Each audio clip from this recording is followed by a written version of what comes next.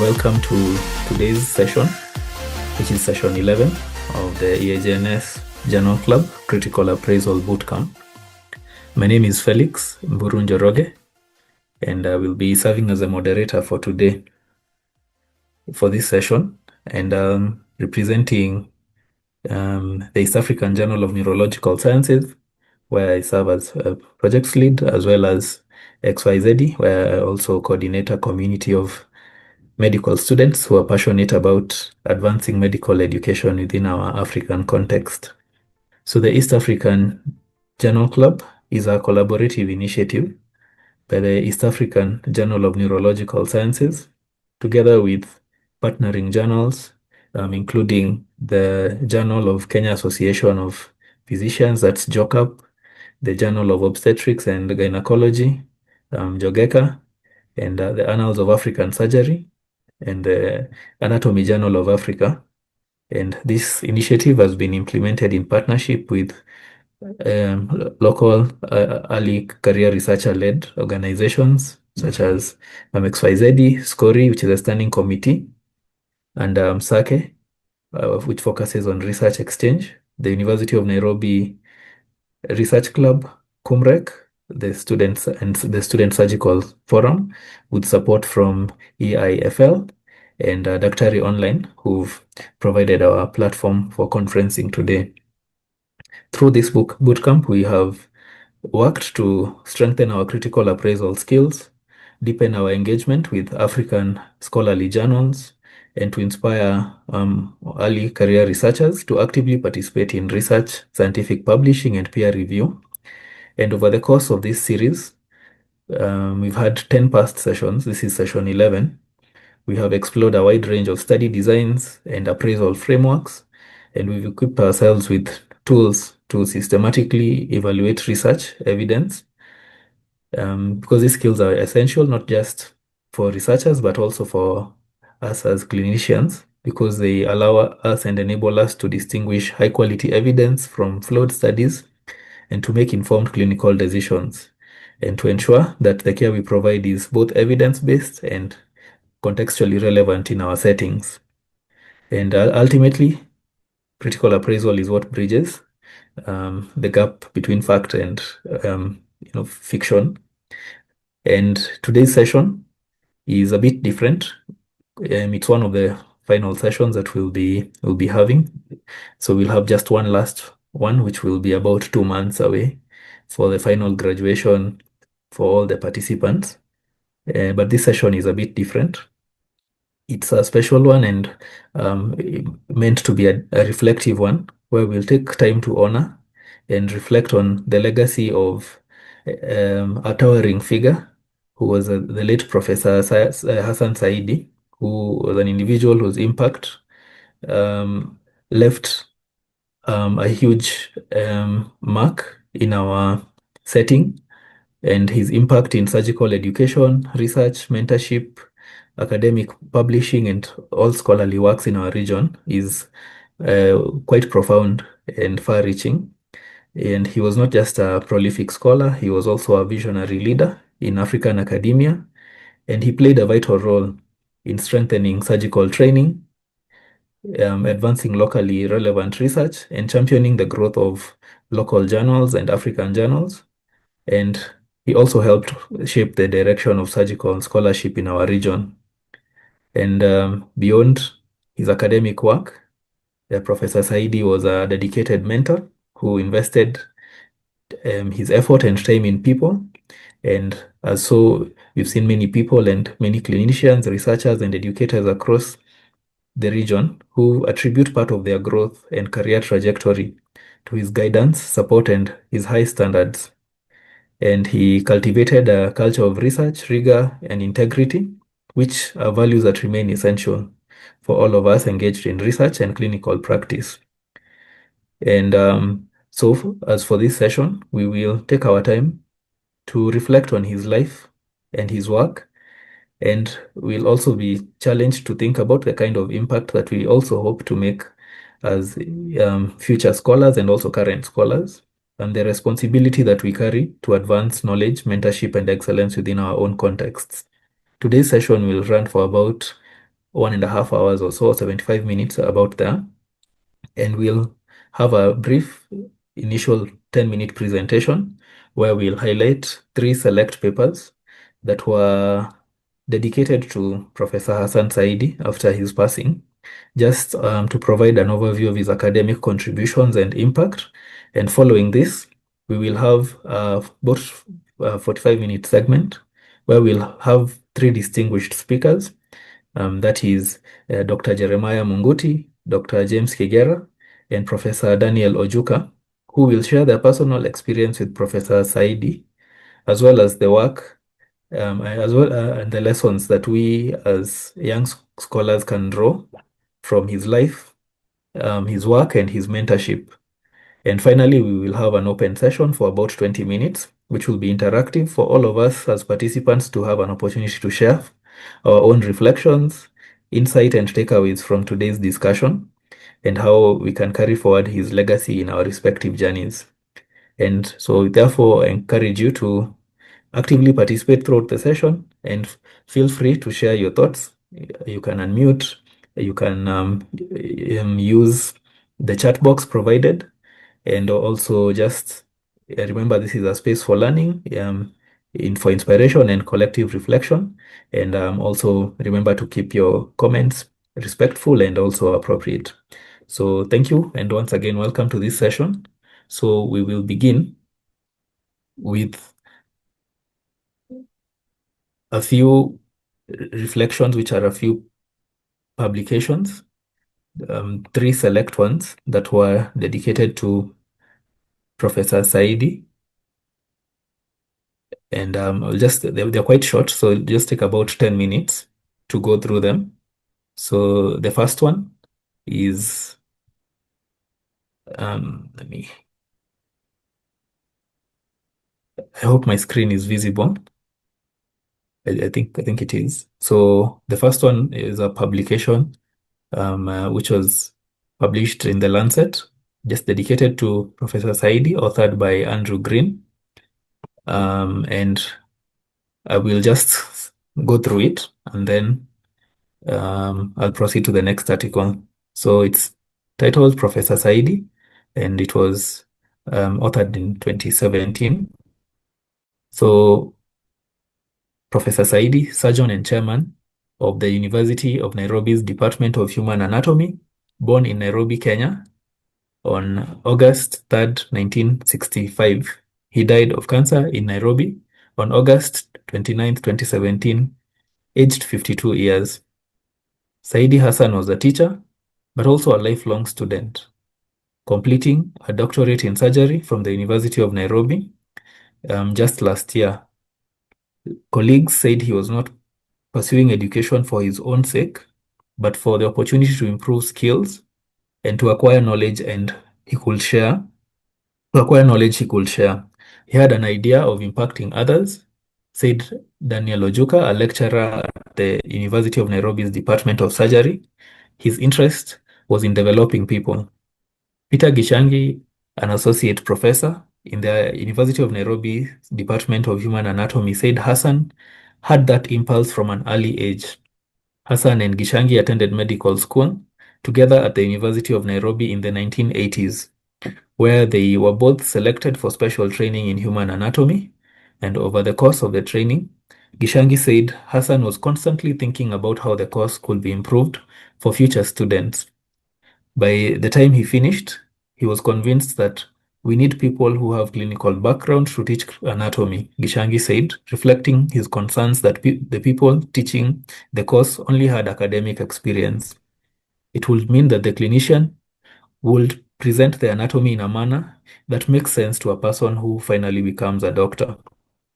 It drove him to join the department and teach anatomy from the perspective of a clinician, Gishangi said. Hassan joined the Department of Human Anatomy at the University of Nairobi in 1996 and rose quickly, becoming chairman in 2011. The year before, he was named an associate dean of the university's School of Medicine.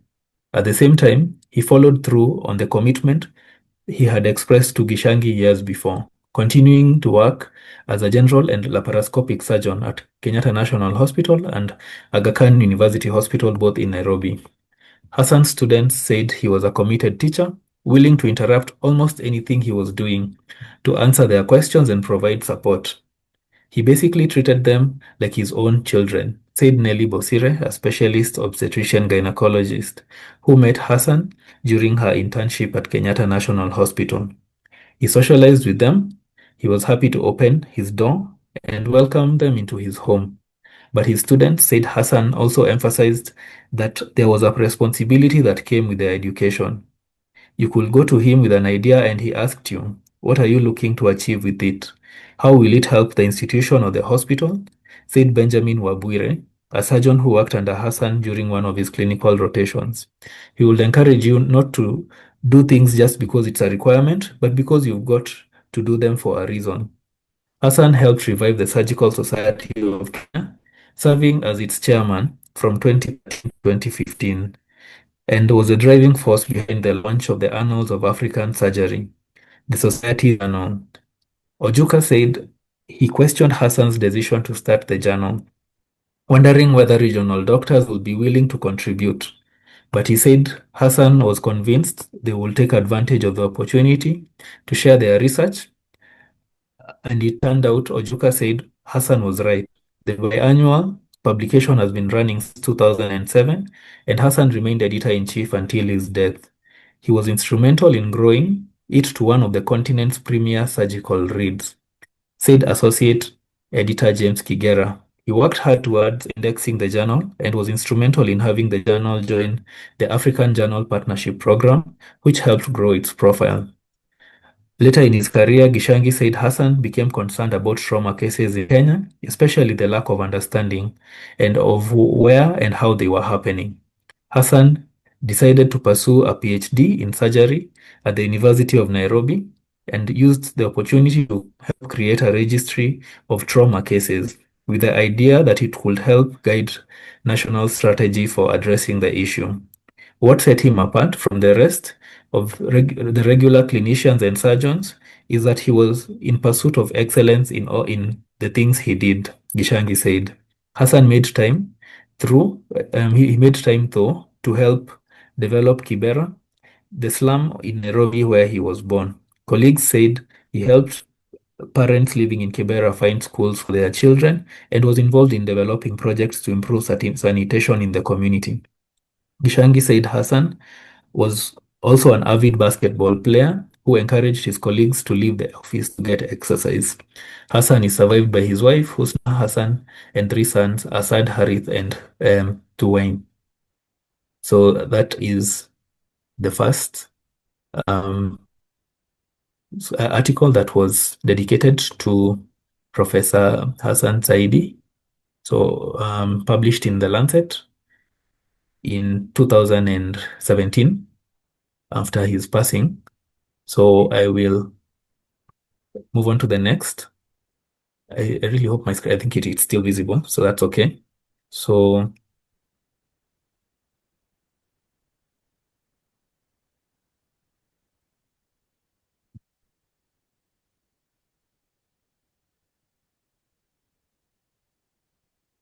just give me a minute. I think there are settings I need to change.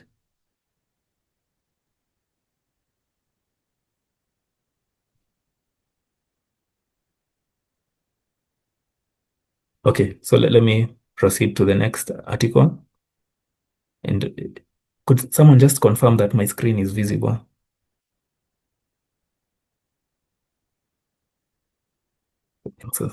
It is. Thank you. Thank you so much. So the next tribute was an article that was published in the Annals of African Surgery, and it's authored by Brian Ngure Karaoke, who I think is also in the meeting, but I think he said he'd join a bit late. Dr. Beda Olabu, Isaac Cheriot, Jeremiah Munguti, who is also one of our speakers for today, Moses Obimbo, and Julius Ogengo. It's titled Remembering Prof. Hassan Saidi, the Pillar for Young Anatomists and Trainee Doctors. It's a paper that was published in 2019 as an editorial. in the annals of African surgery. So I will go through it. It's also a short article. So please bear with me. So the late Prof. Hassan Saidi, rest in peace, was a father, husband, and an administrator and a surgeon. In the medical fraternity, he was a teacher, a mentor. As a mentor, many know of the impact he had on resident surgeons in training, but his contribution to shaping the minds of young anatomists and trainee doctors is often underestimated. Prof. Saidi taught in the Department of Human Anatomy, University of Nairobi for 28 years, 7 of which he was the chairman.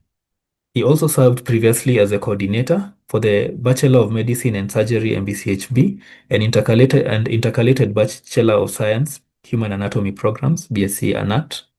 He continued to keep close contact with the progress of these programs, despite completing his term as coordinator. He will go on to leave a lasting impression on his students. For example, Prof. Saidi left an indelible mark among his students pursuing BSc Anatomy, an intense one-year research-based program offered to top undergraduate students at the Department of Human Anatomy.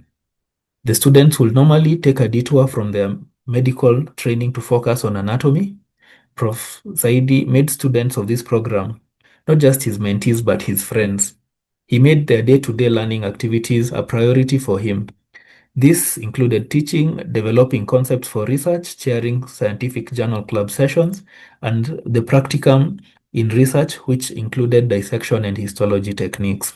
Professor employed a problem-based approach to learning. He presented his students with a unique set of problems.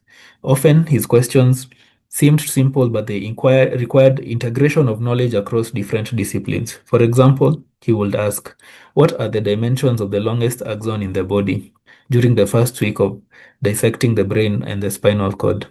Such questions needs in-depth understanding of tractology and the length of the spinal cord relative to the subject's height. His ability to critically appraise students' research proposals was also impressive. He was also available for consultations and made time to go through all proposal drafts, most of his mentees were accustomed to his so what questions, which were meant to stimulate critical thinking on the justification and or the significance of their work. The professor remained visionary as a leader and a mentor. He always sought remedies to problems and would play a key role in solving them. Doctors in their residency would later go on to have an easy time developing their research topics after the compulsory Friday morning journal club sessions that he chaired. For the BSc Anatomy program, he championed the transition of the darkroom photography to a digital one. This allowed students to navigate the histological part of their project with a lot more ease while producing quality results. Noting the importance of a positive attitude in academia, Professor always had wise counsel. He would go on to say, if it is lack of knowledge, that we will train you to have it. But if it is attitude, then it will be hard for us to intervene. He was committed to producing the best, a cohort of clinician scientists. In his training, we bring you in. In this training, we bring you in, we break you, and repackage you to be a scientist. He often said, unique to a fault, Prof. Saidi was a compassionate mentor who took time to know his mentees intimately. In addition to providing academic support, he sought to know their social and economic situations, going an extra mile to help when his students were financially struggling. His humble nature would see him take out his students for a meal, to watch a football match, attend a wedding, or even a graduation party. Many students have learned and benefited from his unorthodox style of mentorship, and from it, a unique way of thinking has been cultured.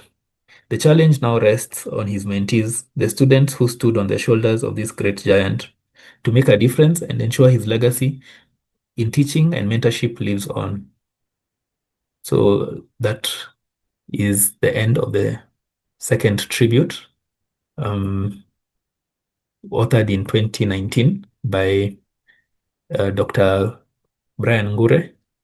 And then finally, I will move on to the last tribute, which was an editorial published in the Anatomy Journal of Africa in 2024 by David Karuri and Julius Ogengo.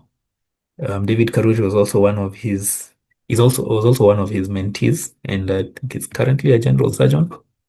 And it's titled Prof. Hassan Saidi, 7 Years On, A Legacy of Medical Training Transcending Time. So, the introduction. It has been 7 years since our teacher, mentor, and friend left us to carry forth the art of science, of medicine and surgery.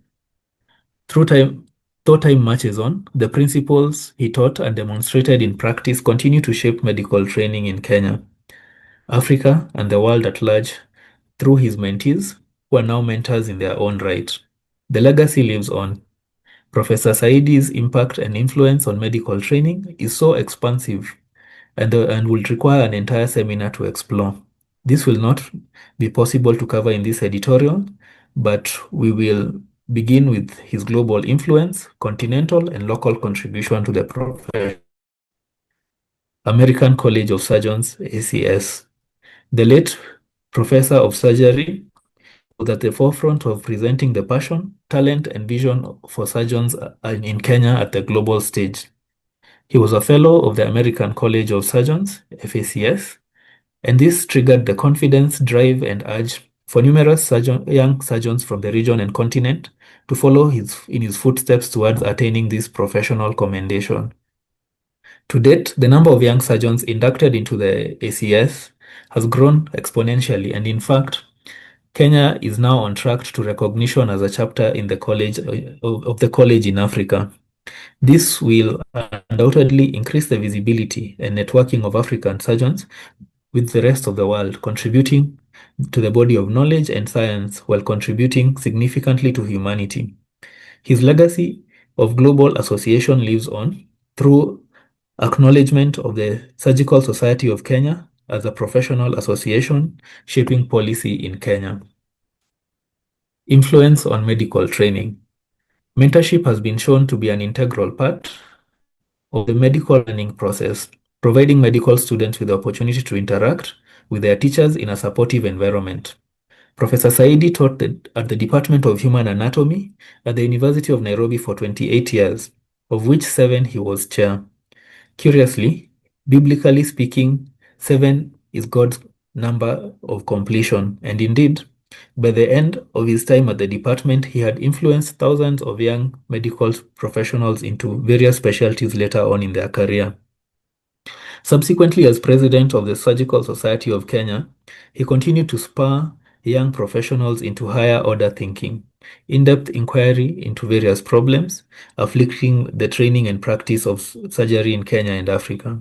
So much so that he was instrumental in the setting up and growth of the College of Surgeons of Eastern, Central, and Southern Africa, COSEXA. His legacy lives on in the hundreds of surgeons that have graduated from the program and continue to influence outcomes in Kenya and Africa. Annals of African Surgery. Professor had passion for research and advancement of new knowledge. Moreover, he was intent on nurturing the skill of knowledge translation, the ability to use published literature while making healthcare decisions to his mentees during his sessions. He never missed the opportunity to trigger research questions in his mentees, and yes, scientific papers began to be published. It was now necessary to create a repository of this knowledge. The Annals of African Surgery Journal was born, and he was the first editor-in-chief, a role he quickly began to mentor upcoming surgeons for. Currently, the journal is run by experienced editors and editorial board, which he mentored and has published over 1,000 articles from all over Africa and contributing to a body of knowledge globally, as meant the professor's vision for African surgery. So that is the end for this third article, 2024, about 2 years ago. And this brings us to the end of this first part of this session, where we're just going through various tributes that cut across different aspects of Prof. Saidi's work. So at this point, we're going to move on to the second part of today's session, which is where we'll have a few speakers who knew Prof. Saidi and worked with him. And our first speaker for this evening is Dr. Jeremiah Munguti, who is a distinguished physician, an academic, and a researcher at the University of Nairobi. He serves as a lecturer at the Department of Human Anatomy and Medical Physiology, and he is also an associate editor at the Journal of the Kenya Association of Physicians, JOCAP. He's an accomplished scholar. He has a PhD in human anatomy alongside an MEd, an MSc, MBCHB, and a BSc as well, all from the University of Nairobi. And he was a mentee of the late Professor Hassan Saidi and had the privilege of working closely with him in the Department of Human Anatomy and gaining insights into mentorship and academic leadership and just overall research excellence. So you can join me with a round of applause as we welcome Dr. Jeremiah Munguti to speak. Thank you. I hope. Right. Good evening, Felix. Good evening, Doc. All right. I hope I'm audible. Yes, you are. All right. So allow me to thank you for the introduction. Allow me to take a few minutes. I don't expect to talk for long as I go through what I feel is my personal experience and interaction with Prof. and why I feel Prof contributed a lot to whom I am today and how I approach life in general, not just the scientific aspects about it. And one of the fond memories I think just came out of it was recalling how Prof used to laugh at something, or most of the times he would laugh at me in a way that would bring out a different view to what you are expecting. I think of my first encounter with Prof was back in 07 when I was in first year. And the most vivid one was when I met him for a Viva. And we went through all those many questions, but the last one before he left me was to tell me which are the superficial bonds. And I was like, superficial bonds, like yes, what are these? And then I held my head and we laughed. And I told them, yeah, my cranium is very superficial. And they're like, yeah, what else? And I ended palpating my entire self looking for those bonds that were superficial because that was Prof asking very simple questions that would get you off. But my most important memory was, and my interaction was during my BSc in 2010. And Prof was unique. He knew people and their situations. He wasn't my supervisor. During our time in BSc that time, we used to do 3 scientific projects. And unfortunately, he was not assigned to me for all the 3. But he recognized my situation. He had a way of knowing which supervisor you've been paired with, and sometimes he would laugh at the combination you've been given. And for my case, that was one of those. But Prof ended up reading all my 3 papers from the proposal, from the concept paper to the proposal to the actual execution of it. And I think that's one of the things that I learned from Prof. He established my scientific thinking by a famous question that I've always ended up asking my mentees and my students: what is the science?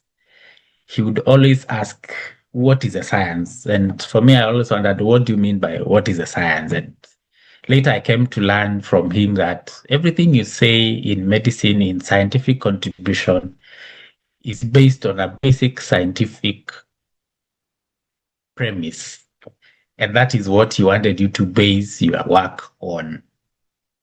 And up to today, I think taking myself back for whatever anything that I'm researching about or writing about, I'll always go back to what is the most basic thing that I'm going to premise my study on. And while at least the other thing that I remembered when I was thinking about that was his handwriting. Those who met Prof didn't have the best of handwriting. And most of the times he would write on my papers, and then I would go and ask him, Prof, what did you mean here? And then he would always go like, preemptive writing, you should preempt what I was thinking and read along, and it helped me a lot. And then the other thing helped mold a lot amongst many people was scientific reasoning, and when do you give up along a path that you're following to do your research. And if you decide, oh, everything here seems to be at the dead end, you'd always ask, do you think you can do an exploratory study and take us to a different direction from what other scientific authors have established? Nonetheless, I think after that, my interaction with him, leaving BSc and going to clinical years, I still remained close to the department. And these are the things now that I think I learned and that I carry forward. And I've summarized them into topics. And the first one was work ethic. Prof emphasized on dependability over brilliance, at least from what I got from him. He would be happy with an average. He used to call them above average individuals because he thought for us who came to do BSc anatomy, you have qualified to do MPCHB, so you must be above average at the bare minimum. But he would rather deal with an above average individual than a brilliant one if you are not dependable. If he gave you a task, he would appreciate if you took it to the end and with minimal supervision and timely nature. The other thing I found about Prof with work ethic was he preferred working smart over hard work. Like, can you simplify what you are doing?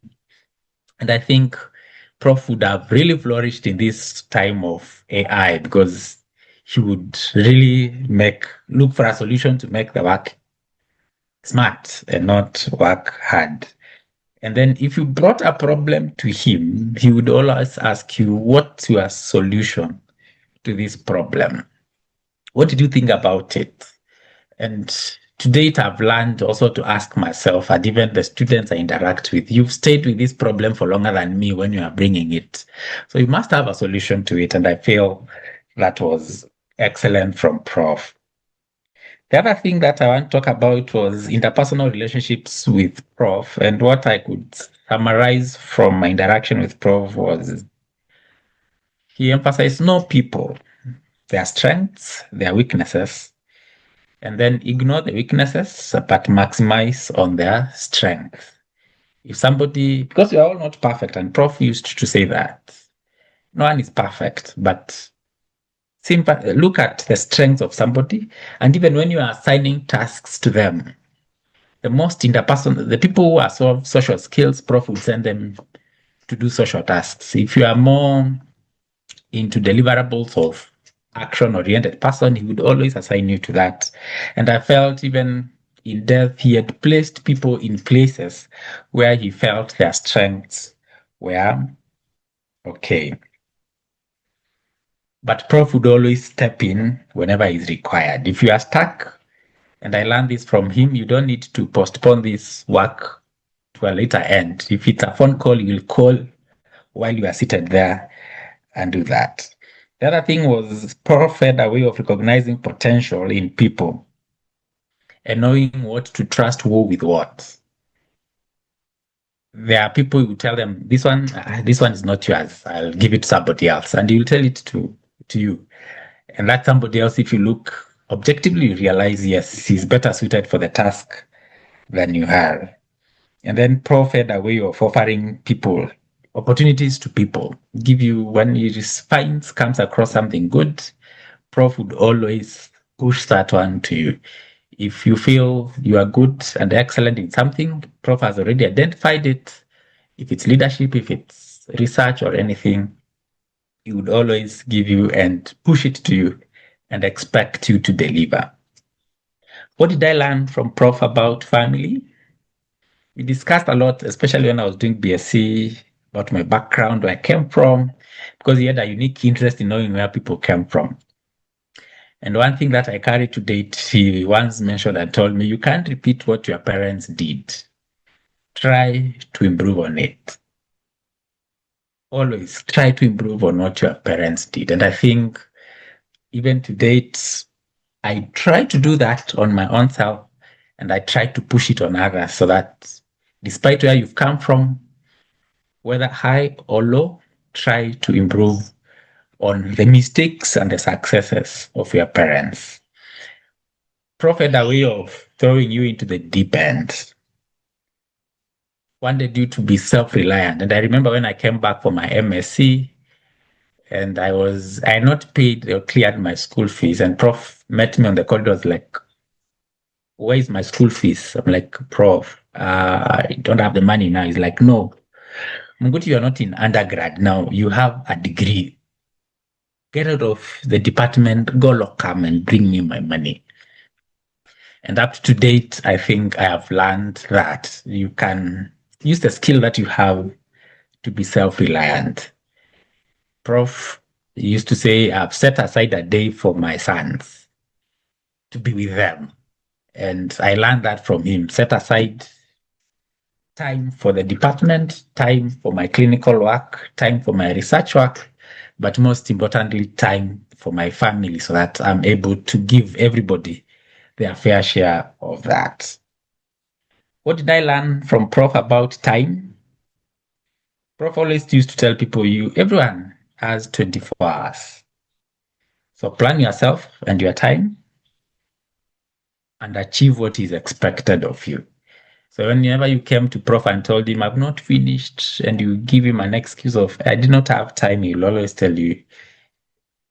And I remember that time Barack Obama was the president. So you think Barack Obama has 25 hours? And that's what I realized. I can never give anybody an excuse of, I did not have time, because everybody has 24 hours. Plan yourself. On mentorship, what did I learn from Prof? Something I like. I know the world over people push towards structured mentorship. For me, my interaction with Prof, and I bet for many people, it was mentorship on the move. A more informal mentorship, knowing somebody and then interacting with them as they do a certain task. And then he will throw snippets at what you're supposed to be doing. But I remember a quote he did tell me that not everybody can be your mentor. And even to date, I believe so. Nobody can, people you can't look up to, as he would say. Not that I can, it's just that I can't mention the names. And he was like, no, you can't look up to. No. But he pointed quickly and said, but there are some characters, some traits you can copy from him. And I was like, yes. And then he asked me what. I'm like, he's a very family oriented man. I'm like, yes, that's what I want you to carry from him. The rest of them, you don't have to be that. And therefore, the social mentorship, the informal mentorship where you meet somebody and as you take a cup of tea, you can interact with them and encourage them and pinpoint things they need to improve on and go on was excellent. Then lastly, on academics, what did I learn from Prof? And I remember Prof telling me, I don't need you to remember what you've read. I just need evidence that you can think. And that has stuck with me to date. Can I think through my problem and sort it out? And his case was like, you could meet a patient you've not read about a clinical situation, but can you think yourself out of the place? Can you work out the problem with the science that you already know? And he didn't fancy people who relied on recall to move forward or to answer their problem. Then, as I finalize, I think the other thing would say is Prof wanted you to be a composite of different people, and you pick the qualities that you need and mix them so that you can be better than your many mentors that you need. And finally, Prof once told me you don't need to announce yourself when you go to a new place. And this was in reference to those of us who did BSc and we went back to the clinical side to finish our undergraduate. There was the pressure of where are those BSc students? And then Prof would always say, you don't need to go and announcing to everybody. Your work will speak for itself. And I feel it's a wisdom I carry even to date. You don't need to go introducing myself as Dr. So and so or so and so. It's by you interacting with people, you will realize that. And when he passed on, that's when I realized Prof was writing a chapter in Grey's Anatomy. And that for me was the conclusion of this, that he was busy doing his own things, helping with his PhD, but Prof was also on the side writing a chapter on clinical and on Grey's Anatomy, specifically the thorax region. And to conclude, for me, I'm yet to meet an all-rounded person like Prof Saidi was. The most rounded, and I believe among the the initial clinician scientists. Because for those of us who interacted with Prof, and we seemed like we are going to get stuck in the Department of Human Anatomy. He pushed us to go back for a clinical master's. He will tell you, yes, get my PhD and everything, get your PhD and everything, but come back with a clinical degree, a clinical master's, so that we know you can deliver to the clinicians that you are going to teach here. And Prof, by the time he was leaving this earth, left me employed in the Department of Human Anatomy, and I'm eternally grateful for that. Thank you, Felix. Thank you so much, Dr. Munguti, for those deep and also insightful reflections. I think we can appreciate Dr. Munguti, and I think we'll reflect on your reflections as well on the third section of this session. So we'll now move on to our second speaker, and our second speaker this evening is Dr. James Kigera, who is a distinguished orthopedic surgeon and an academic leader based in Nairobi. He currently serves as a lecturer at the University of Nairobi, also at the Department of Human Anatomy, and is also the editor-in-chief of the Annals of African Surgery. And he's also a past president of the Kenya Orthopedic Association. And he is also very distinguished academically, and he assumed the role of editor-in-chief of the Annals of African Surgery following the passing of the late Professor Hassan Saidi, and continuing with the high standards and visions that was set by his predecessor. His leadership in orthopedic surgery, publishing, and mentorship has also had impact in academic and also clinical communities. And I'd like you to join me in welcoming Dr. James Kigera to share a few words on his experience and anything he can share about his experience with Prof. Hassan Saidi. So, Dr. Kigera, just confirm that you're able to speak. Good evening. Good evening.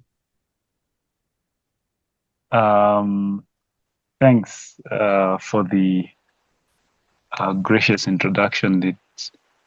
It feels weird when somebody introduces you with so many accolades. You sometimes start thinking it's not you they're talking about. I hope I'm audible. Yes, you're loud and clear. Thanks for the opportunity. It is difficult to follow the act of Dr. Munguti, who has given a very elaborate presentation about his interaction with Prof. And I don't think there's much more to add. However, I think maybe the things I would want to mention are not about Prof, the scientist or the mentor, more like Prof, the jolly chap, the happy-go-lucky person who probably many people never had a chance to see. He influenced a lot in terms of science and academia, as you've heard. And also my first interaction with him was as a medical student. And at that time, there were senior medical students. I think they were one of their final years. My second interaction with him was not in the country. This was, believe it or not, in Paris. I was doing an elective term as a fourth-year medical student, and he was doing a short fellowship on, strangely enough,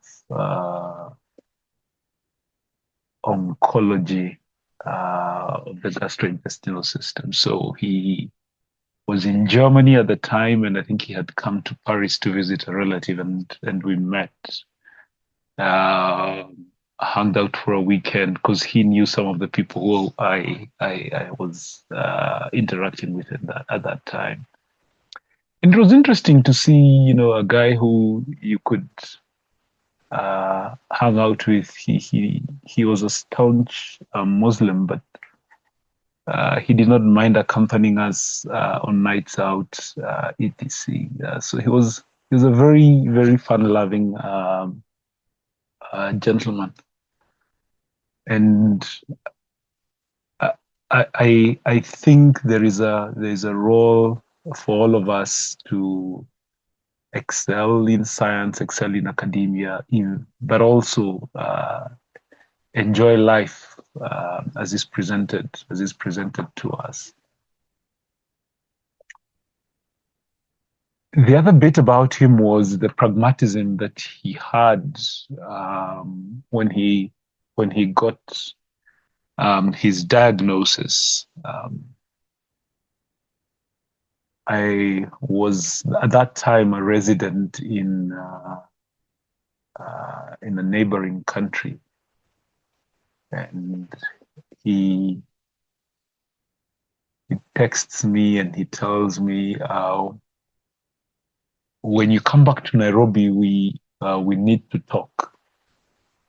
And I was like, hey, sounds ominous. I didn't wait to come to Nairobi, so I called him. So he tells me, I'm Deo 3 post-op a laparotomy.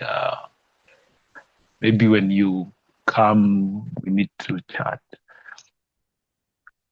He told me something I've not heard from many people who I've interacted with, which is legacy planning, planning for continuity. And so he told me when he got his diagnosis, he started thinking about all the things he was doing and whether or not they would survive him. And he started putting in place continuity measures to ensure that things will not fall apart.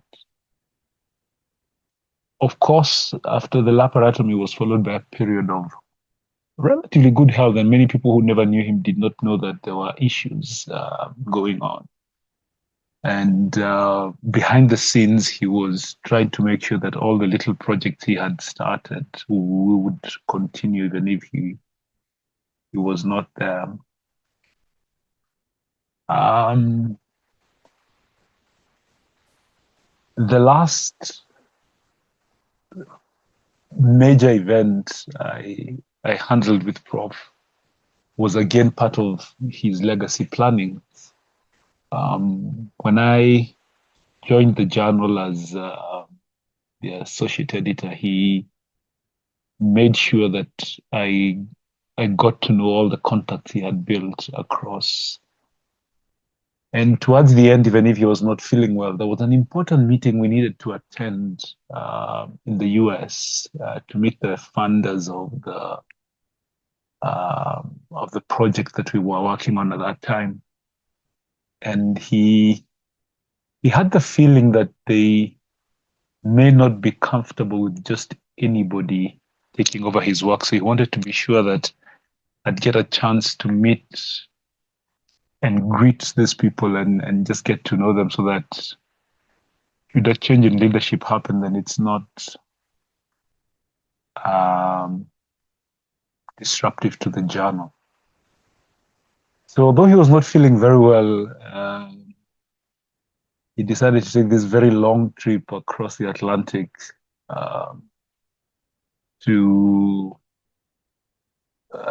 ensure that there was continuity. And here we were thinking, we have to make sure that nothing goes wrong. We go get in, get out. As fate would have it, we had been booked on British Airways. British Airways had an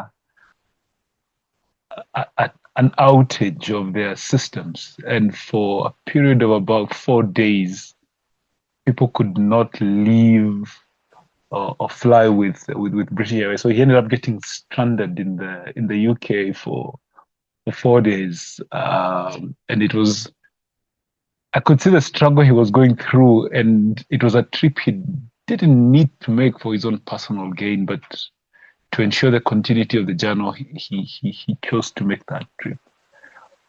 So I think in conclusion, what I want to just mention is what I think I've learned is enjoy life as it comes to you. Life comes to you in various stages. If you're a medical student, or if you're a resident, or you're a surgeon, in whichever sphere that you're in, whether you're a leader at your local church, your local masjid, you're the chair of the board of governors of your former primary school, whatever it is that you're doing,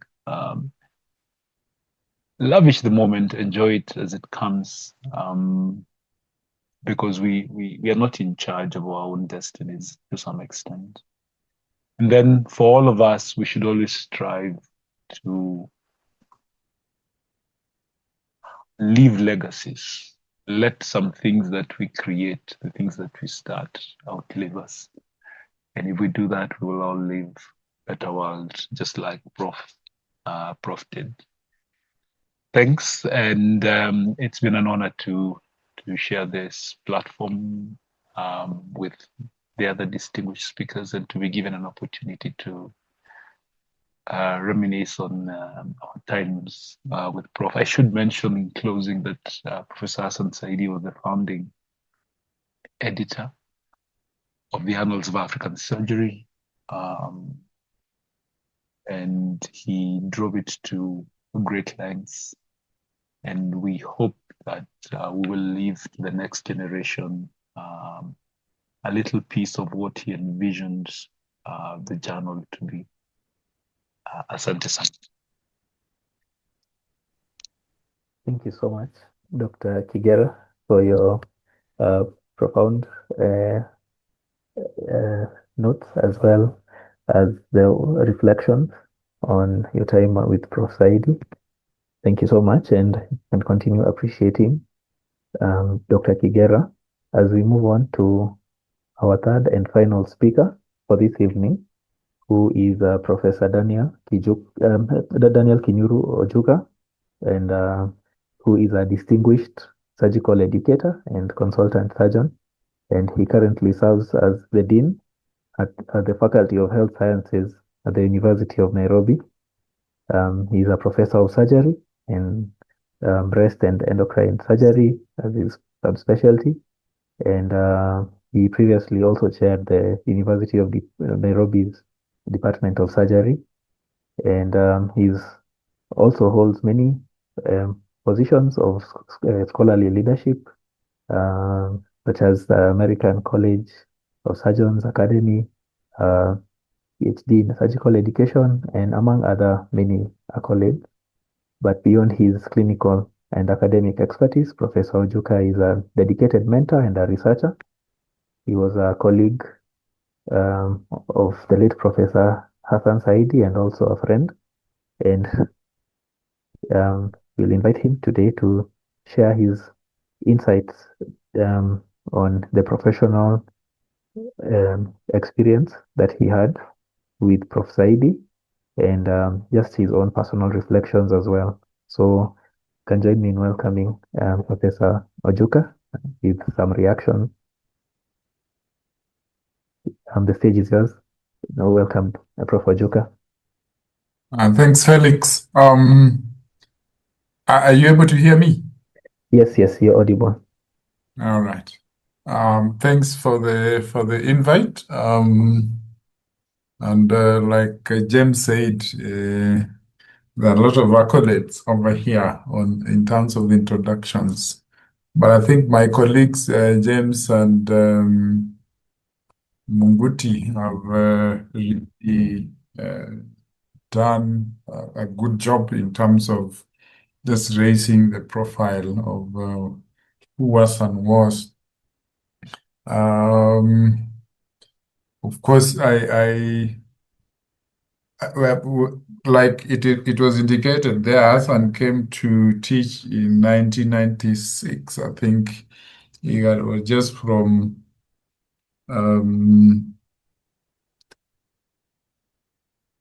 and I think I was just completing our anatomy tour at that time. We did anatomy for 2 years. And one of the things I remember introduced was the MCQ for anatomy. And I think for us, we were used to essays. So we were wondering what is the issue here. And then after that, we interacted, of course, as he was doing his surgery, postgraduate. And I think he's one of those people who then started something that we now call Journal Club. I think it began during his time at Initiative. So the issues of research are some things that I think was in Hassan's heart from the very beginning in terms of just medical education and research. Then, of course, he graduated after that postgraduate training, and of course continued teaching, but was also working across Aga Khan. So if you want to look at the medical education, Hassan had a very keen interest in terms of how training goes.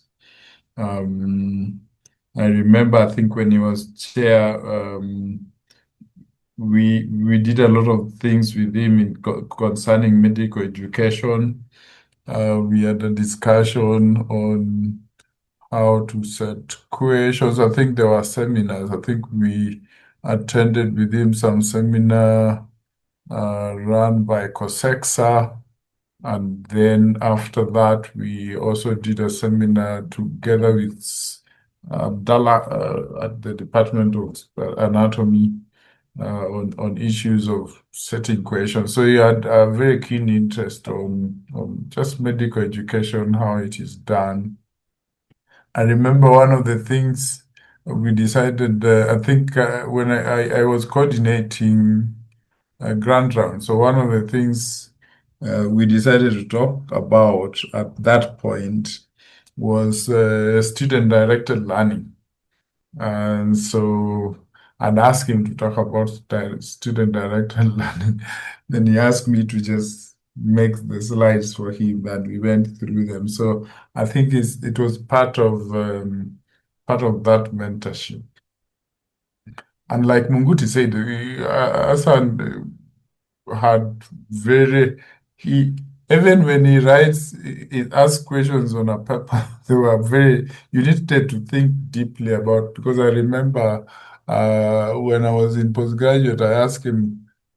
They said some questions, and I asked him, "So, what did you guys want from here?" So he was just relating to me what they wanted. So the issues of surgical science and academia, how the science is done. Um, and I think you see this acutely when you consider uh, part of his role, like I said, in setting up the journal club for the Department of Surgery when he was himself a postgraduate student. And I think we see how um, um, even the issues that they were discussing then of course invited people like Professor Ogendo now, who then took over to run that journal club.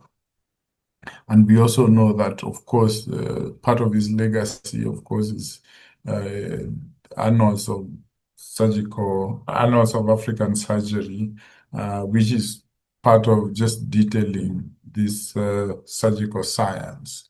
At personal level, I think the researches that I did that are of value, we started with him. We did some related to education, just what is the exposure of how the exposure are and what are the trends for surgical trainees at University of Nairobi Kenyatta National Hospital. I think that's one of the things that we then published with him.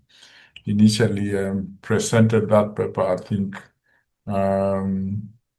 Then, of course, as when I went to Kapenguria, one of the struggles I had was this: there is no senior surgeon here, so who will supervise?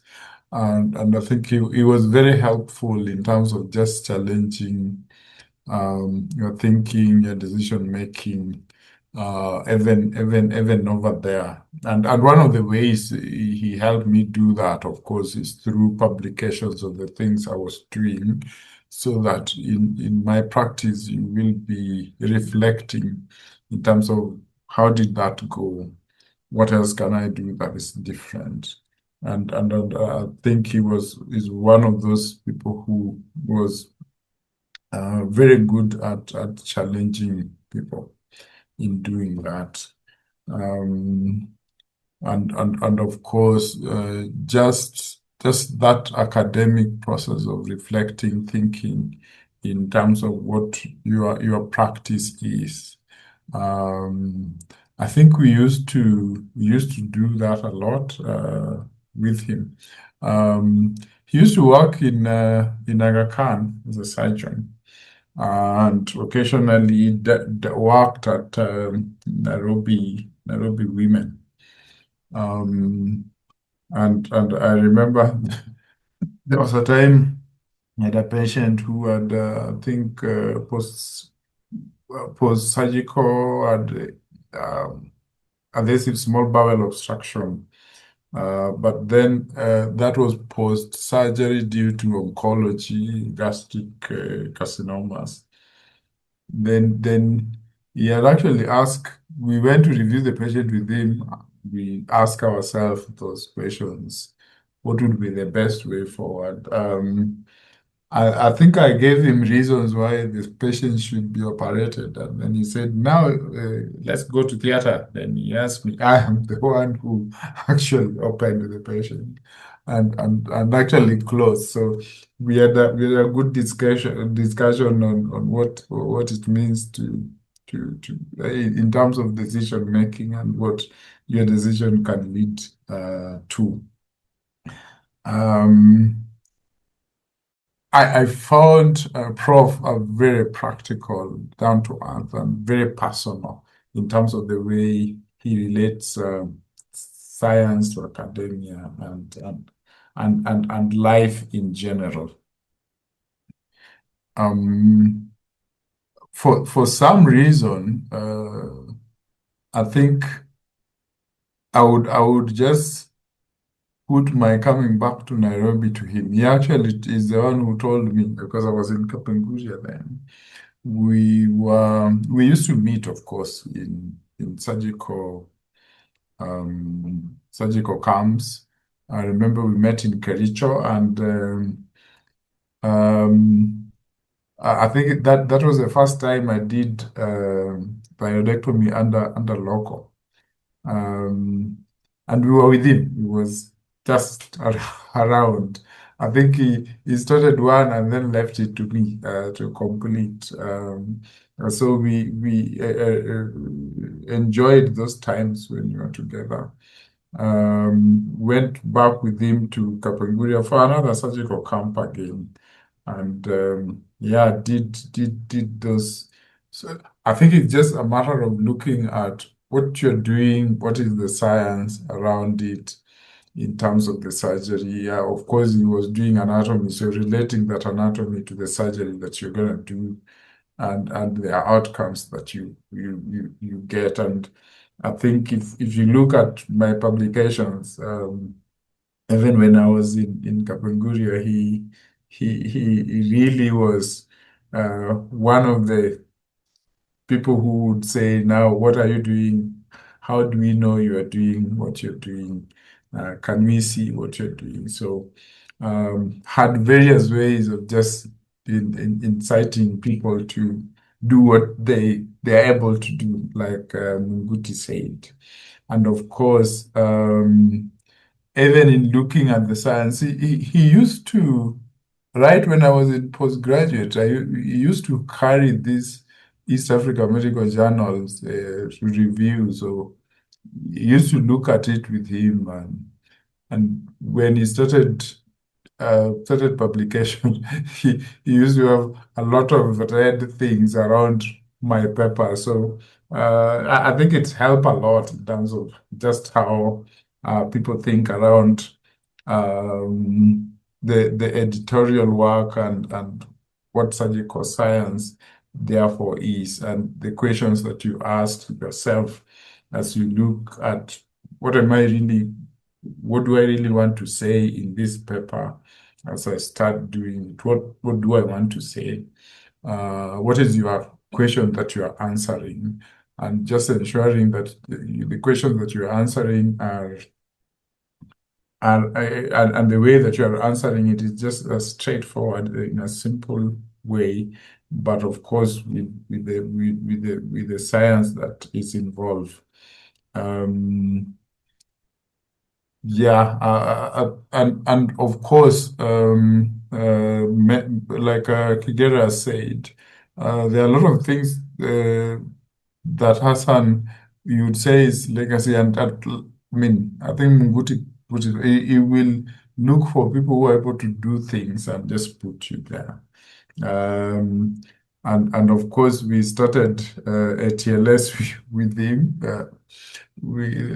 A number of meetings with some of his friends, and probably bringing people together, Kenya Red Cross, SSK, and the rest, and helped. I mean, made me lead the team. And the first cohort actually was part and parcel of the students. Of course, at that point, he already had known he was ill. So when you talk to him about the reasons why he would tell you, like I think he thought it would be, some of those things would be important for the surgical society, not just for him.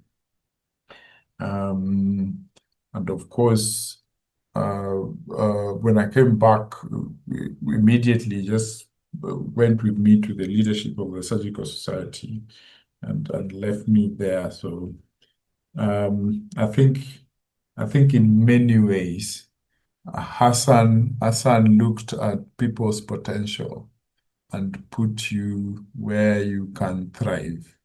I would definitely say in a number of ways, where I am, of course, apart from the fact that God used him, that it's God's work, but he played an important role in ensuring that I am where I am today. He was not very keen, apparently, for me to be in anatomy for some reason. So maybe he knew my strength is somewhere else. And so one of the legacy inspirations that I get from him in terms of leadership is looking at people's strength and placing them where their strength are.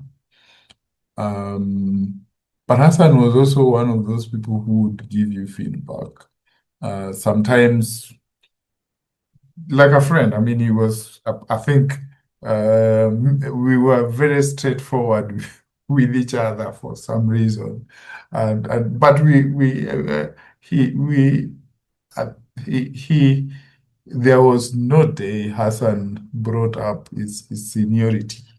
When we were talking, I remember one of the things I had to convince them about is the fact that SSK required now its own office. That was Hassan and Owila at that point, and Kinatumba. So he was I think he was not somebody who would be scared of that you differed with him, even if you are a friend or a younger person for that matter. And I think that's one of the legacies as a leader that I learned from Hassan, that you can allow people to differ with you, whether they are students or younger colleagues or senior colleagues, and allow people to say their piece and find a process of just building consensus on. So what is the problem? What are we actually solving here? What is the problem? What is the solution? And we can all bring our pieces. So if you're thinking about the inspiration that I would draw from him, are those two things. That in terms of leadership, when you're dealing with people, don't focus on their weakness, like Mugutu said. But secondly, that allow people to say their piece. And then don't make mountain about the differences that you have with people in terms of leadership. Yeah, and of course, Muguti and Gera said many things about Hassan, but I think I would pick on those two and say there are things that I think, like Gera said, Hassan did not for himself, but for the society, not just the surgical society, but you will see University of Nairobi, Human Anatomy Department, Surgical Society, and the way that then he helped shape, for example, Annals of African Surgery, the Surgical Society at large, the things that he left us doing, and he would have loved that we continue to do, that we Surgical Society continues to do until today. And so I think that people focus, that system development or developing something that endures beyond you, and just helping people find their strength and being open to being challenged.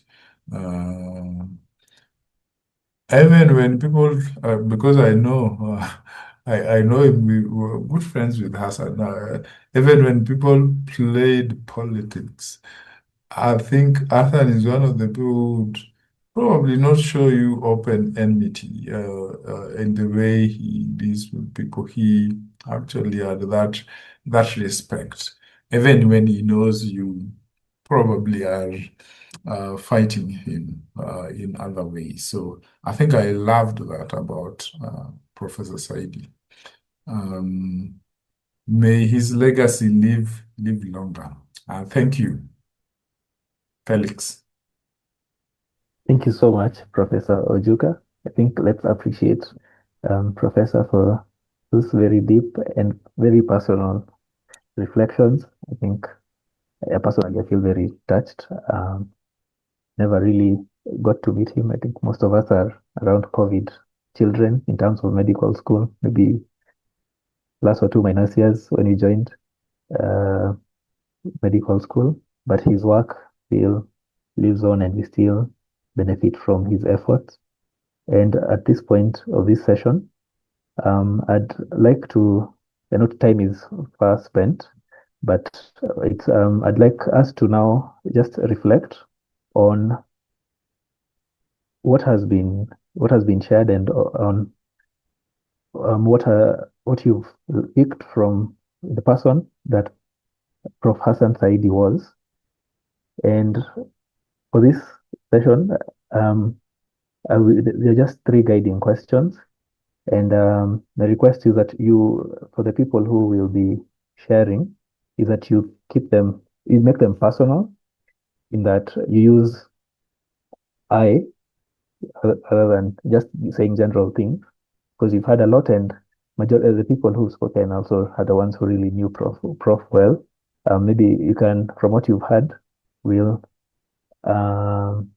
ask you to just share what you picked and answer the following questions, just three of them. You can pick either one of the three questions. The first question is on mentorship. So what mentorship lesson from Professor Saidi will I carry forward?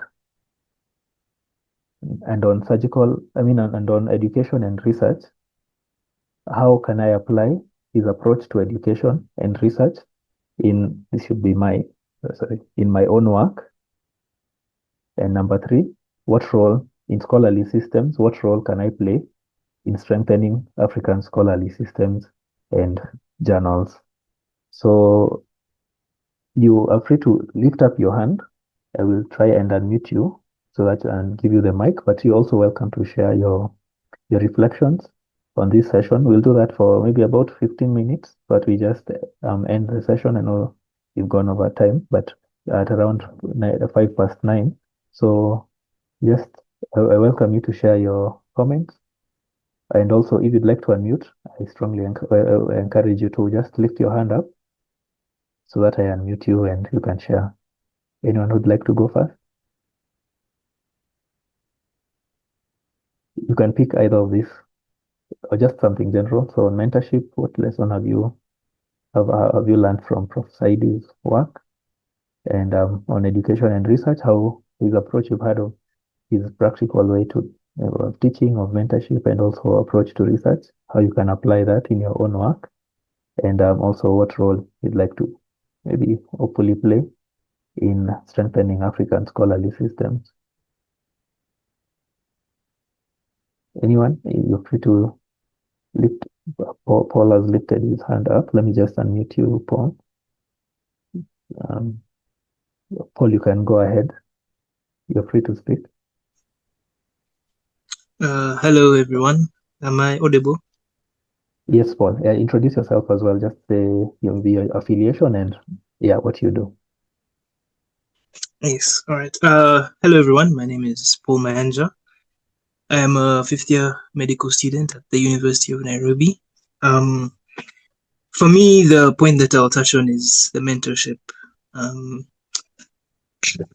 Hearing from all the stories that have been shared, I find it quite inspiring and quite challenging as well. Of course, me personally, still being on the journey of medical school, you wonder, what kind of mentors do I need? Where will I be able to get this guidance that I need to go into that field that I'm looking towards? But hearing from the journeys of the several doctors that have spoken before me, there's just a way in which you find the right people at the right time, if I can put it that way. And for them, Prof. Saidi really was the right person at the right time for them all. From Dr. Munguti's description of how he was able to see the potential in you and filter out the weaknesses that you may have had and just look at your strengths. I find that quite encouraging and quite, I feel like it's something that I'd also want to do if I do end up mentoring other people going forward, that no matter what challenges, no matter what difficulties or perceived weaknesses that people may have, try and find the good in them and encourage them to build themselves up in those strengths. Of course, the weaknesses are still areas that you must work on, so encouraging them in that way as well. Another thing that he had mentioned was being able to pick or like put people in the right places that they need to be, which is honestly quite a remarkable thing to do. Just having that keen nature to know that this person will probably be more suited to this, and this person is probably more suited to this. So I think for me, there are just so many little lessons that I've been able to pick from it that I would love to be able to implement for myself, even as I go through this journey of med school and beyond. Yeah, that's what I can say about what I've learned in terms of mentorship. Thank you. Thank you so much, Paul. Thank you for your wonderful reflection. Thank you. Anyone who'd like to also share, you're also free to use the chat box. Anyone who'd also like to lift your hand up? Yeah, let me check. Benjamin says, what a man, Prof. Hassan Saidi. And he also adds that I am yet to meet a man as whole-rounded as Prof. Saidi, as he quotes Dr. Munguti. Thank you, Benjamin. Anyone else? You can have a few more people. Clarence, let me unmute you. Clarence, you can go ahead. Remember to introduce yourself as well. Yeah, thank you, Felix. My name is Clarence Mwangi. I am a fifth-year medical student at the University of Nairobi, and I'll also touch on mentorship. One thing I think Dr. Muguti said, it is mentorship on the go, instead of just a structured form of mentorship, because as I'm getting older, I'm getting to a point where people are looking up, but they're kind of copying some of the things that I do. You get some mentees in a way from the younger classes, and life is about people. Medicine is also about people. It's not about drugs or, surgery or whatever. So getting to know someone, getting to really interact with them deeply, and then forming your mentorship from that is better than it's better than me just having a structure, like giving them a PDF and telling them do this as part of my mentorship program. So I think it really stuck to me, mentorship on the go. First of all, find someone, talk to them, get to know them, and then move on from there. Yeah. Thank you. Thank you so much, Clarence, for your reflections as well. Can see Rispa has added in the chat box that she's challenged to be very intentional about my pursuits in whatever I venture into, and the legacy about his interactions with peers and mentees is profound, indeed, quite profound, and also very inspiring to have had such an impact and to also be remembered so fondly by many communities and many societies.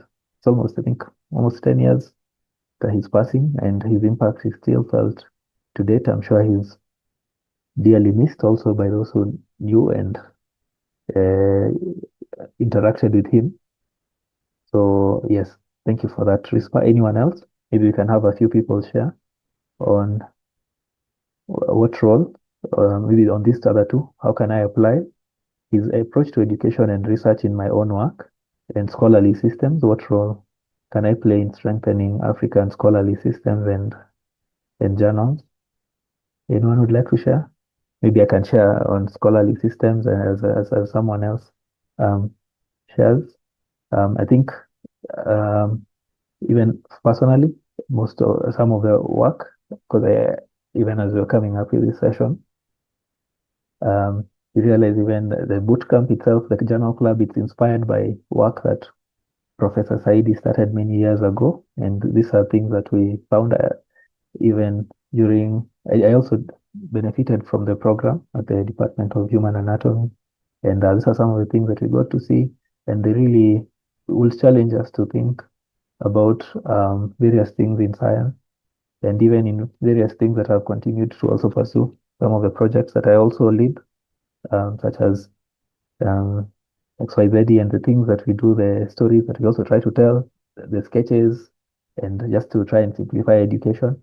I think it's inspired by those who came before us and really tried to make Africans, you know, to elevate African scholarly work, because we believe, and it for sure, there's a lot that we know, there's a lot that we can contribute, and it's important that we also really own our own knowledge. Often when we just rely on foreign systems to support us or to decide what counts as valid science for us or not, becomes a challenge, and creates a basis for some of the inequalities we see even in the world of science. And when we strengthen our own local journals through, such as all the ones that we've been working with, collaborating with, and throughout this bootcamp, I believe we've all gotten to interact with the work that is published in all these journals that we have for ourselves here in our region. And we've seen that there is a lot of good work that is being done here locally, and it's upon us to really strengthen what is ours, so that we are able to also grow in our scholarly work. So that would be my takeaway, from Prof. Saidi's work in terms of strengthening our own scholarly systems. Maybe we can have someone share on education and research, and then we can close the session at that point. Anyone would like to take this one?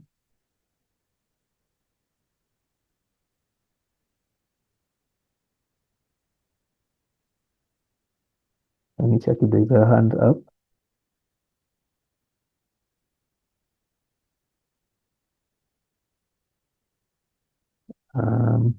None yet. We can have one more, just one person who can finish our session on a strong note. Maybe Clarence, I think you're one of the top students, so I guess you can, if you'd be willing to, you can share a bit of your reflection. Sorry, on education and research? Yes. Oh, yeah, okay. One thing that was also said is he always asked, what is the science? So it's not just about doing things for the sake of doing them. You have to know why exactly, especially once you go on to your clinical years. You have to be able to argue your way out of it. Again, I think Dr. Muguti also said he encouraged you to really think, and he prefers someone that can think and not just memorize things. So always asking yourself, what is the scientific basis of whatever I'm doing? How is this helping the patient using that basis? And thinking your way out of situation. But in education, in research, in clinical practice, I think that's something that I'll definitely apply, because sometimes the knowledge that you have in the books is not enough. You might find a rare case. So it will be up to you to use your knowledge, think your way out of the problem, just like he said. Yeah, so thinking your way out of the problem and always asking yourself, what's the science, and using the science that you already have. Yeah, that's what I could take away from this. Thank you. Thank you so much, Clarence. And I believe that's a good note to end this session on, by asking ourselves what's the science. And that's basically what critical appraisal is all about. And that's all we've been doing for the past, couple of months, since October last year. And we are nearing the end of the bootcamp. So this is the second last session, and the last session in terms of the normal curriculum that we've been having. The last session will be about 2 months away, sometime in June. We'll share the dates and information about that. We'll have that 2-month break to allow you, all of you, to catch up with some of the submissions that you are unable to share. And because you remember, as we said, 100% submission for all the reports and all the sessions that we've had will be mandatory for certification for the end of this bootcamp. So I think that's all for tonight. Thank you for staying on for the whole session. We'd appreciate you, and also on behalf of EAJNS, I also thank you for participating and for making this bootcamp a success. And I hope we've all learned, and even personally, I've learned a lot. Even as I've been trying to coordinate and all, and we've learned a lot and shared a lot and learned from each other. So we appreciate you all for participating, and also for our guests for today, Dr. Munguti, Dr. Kigera, and Professor Ojuka. Thank you so much for joining. And yes, so thank you. That's the end. We'll see you hopefully in maybe 2 months, but that's the end of the bootcamp.